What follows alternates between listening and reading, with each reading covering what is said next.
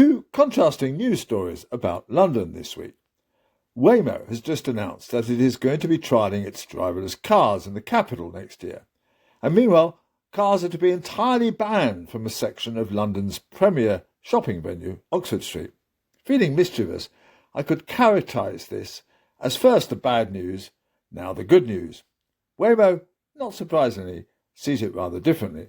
The company issued a jolly twee press release headlined, "Hello London, your Waymo ride is arriving." And it started, "Great news, Londoners. We're bringing our fully autonomous ride-hailing service across the pond when we intend to offer rides with no human behind the wheel in 2026. Except they're not really. There will be an operator in every car for the foreseeable future, and perhaps forever. One could ask, in what way is this good news? Londoners have hardly been salivating at the prospect of travelling in a taxi which does not have a driver. Granted, at least you won't have to discuss your holiday plans with strangers, but no one really cares whether this happens or not. Taxis are in fact a rather niche market for Londoners, who generally get around on cheaper means like public transport, bikes, and occasionally their own cars.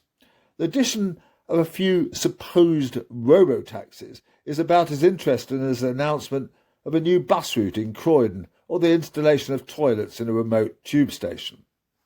The one person really excited is our Transport Secretary, Heidi Alexander, who in the past has said that the introduction of driverless cars will create 38,000 jobs by 2035. The methodology of this ludicrous claim has passed me by, but largely because it does not seem to exist.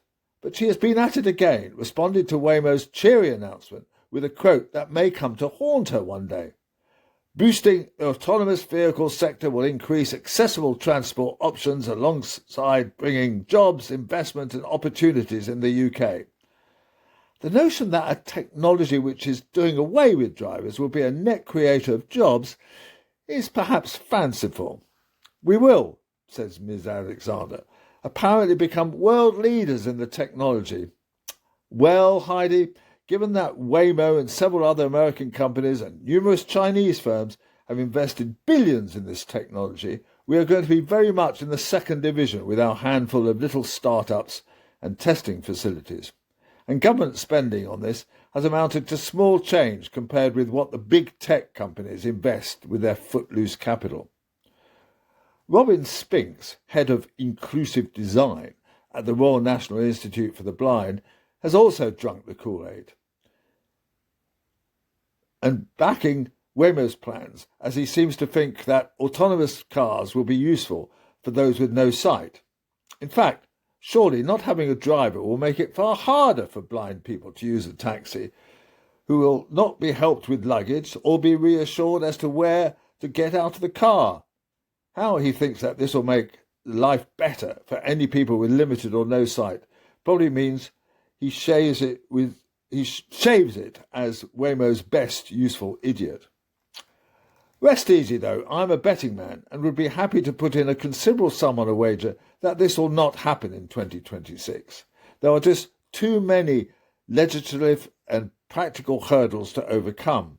Quite apart from the fact that no one wants these vehicles, they will find a hostile environment on London's streets.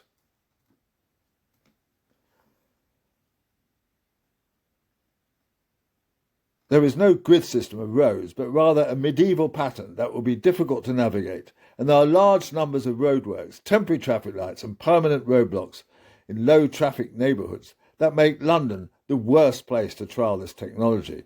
Moreover, every facet of the driver aids in these cars will have to be tested to ensure they are safe, and this process will undoubtedly take far longer than a few months, and indeed so it should. And remember, Britain has no jaywalking rules. Anyone could walk in front of one of these vehicles and make it stop. The whole episode is therefore a publicity stunt designed to attract attention for technology that is nowhere near ready to be deployed in European cities. Otherwise, the trials would be held in less challenging environments. Pleasingly, the book I wrote about this has just been quoted in The Guardian's letter page with the headline, "Heed warnings from Wolmar on robo-taxis."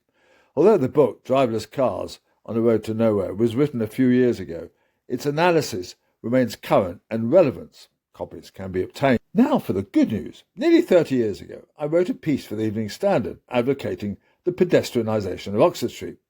When I was campaigning to obtain the Labour nomination to stand as Mayor of London, Sadiq Khan, who actually became the Mayor, endorsed my idea at hustings and has at last promised to bring about this next year.